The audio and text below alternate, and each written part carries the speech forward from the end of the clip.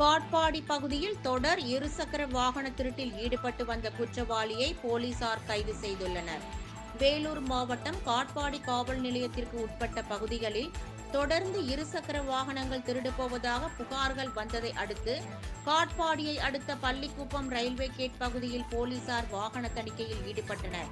அப்போது கசம் பகுதியில் இருந்து காட்பாடு நோக்கி வந்த இருசக்கர வாகனத்தில் வந்த இளைஞரை தடுத்து நிறுத்தி விசாரித்த போது அவர் முன்னுக்கு பின் முரணாக பதில் அளித்ததை அடுத்து காவல் நிலையத்திற்கு அழைத்துச் செல்லப்பட்டார். அவரிடம் நடத்தப்பட்ட தீவிர விசாரணையில் காட்பாடி அடுத்த கிரிகிரி தேரடி தெருவைச் சேர்ந்த முருகன் என்பதும் அவர் ஓட்டி வந்த இருசக்கர வாகனம் திருட்டு வாகனம் என்பதும் தெரிய வந்தது. இதை அடுத்து முருகனை கைது செய்த போலீசார் அவரிடமிருந்து 5 லட்சம் ரூபாய் மதிப்பிலான இருசக்கர வாகனங்களை பறிமுதல் செய்தனர். பின்னர் காட்பாடி நீதிமன்றத்தில் முருகனை ஆஜர்படுத்தி வேலூர் மத்திய சிறையில் அடைத்தனர்.